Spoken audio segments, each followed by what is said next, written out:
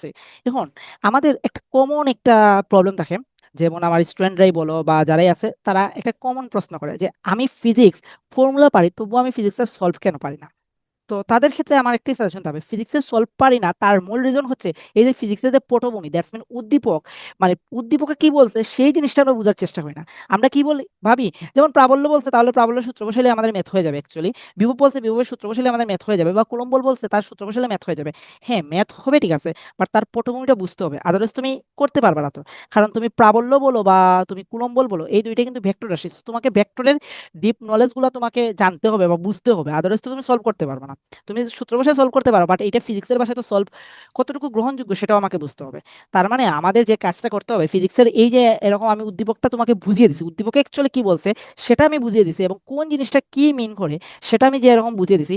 তোমাকেও প্রথমে যে প্রবলেমই দেখ ফিজিক্সে, এই প্রবলেমের উদ্দীপকের স্টেটমেন্টটা তোমাকে এইভাবে প্রথমে ফিল করতে হবে। যেমন সমবর, আচ্ছা যেহেতু দুইটা আধান দিচ্ছে সমবর, আচ্ছা দুইটা বস্তুর ভর সমান হবে, দুইটা আধানের ভর সমান হবে। সমধর্মী, আচ্ছা দুইটা চার্জ হয় পজিটিভ হবে না হয় নেগেটিভ হবে। দেন বলছে সমান আধান, তার মানে কি দুইটা আধানের ভ্যালুই কি হবে, সমান হবে। এইভাবে তোমাকে ফিল করে করে ফিজিক্সটা পড়তে হবে, প্রবলেম সলভ করতে হবে, তাহলেই তুমি ফিজিক্সটা বুঝতে পারবা।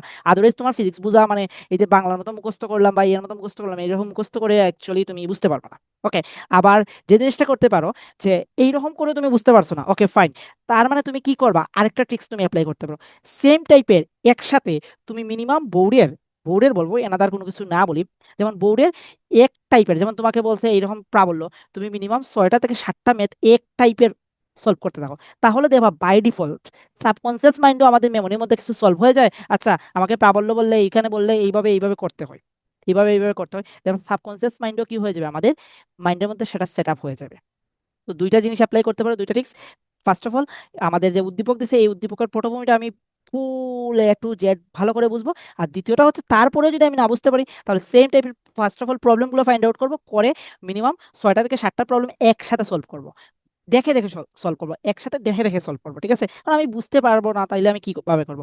এরপরেও চেষ্টা করবো তোমাদের যে ইনস্ট্রাক্টর আছে এই 6টা বা 7টা ইনস্ট্রাক্টরের যেরকম শিখাইছে, তুমি তো অবভিয়াসলি প্রথমে শিখছো দেন না তুমি অ্যাপ্লাই করবা, তাহলে ওই ইনস্ট্রাক্টরে যেভাবে শেখায় সেইভাবে তুমি অ্যাপ্লাই করে ট্রাই করবা, বুঝা গেলো? সেইভাবে অ্যাপ্লাই করে ট্রাই করবা। আচ্ছা তাইলে এইটা দেখাইলাম কিভাবে আমরা ফিজিক্সটা বুঝতে পারি বা ফিজিক্সটা ফিল করতে পারি। আচ্ছা এখন আসে আমাদের প্রবলেম স্টেটমেন্ট।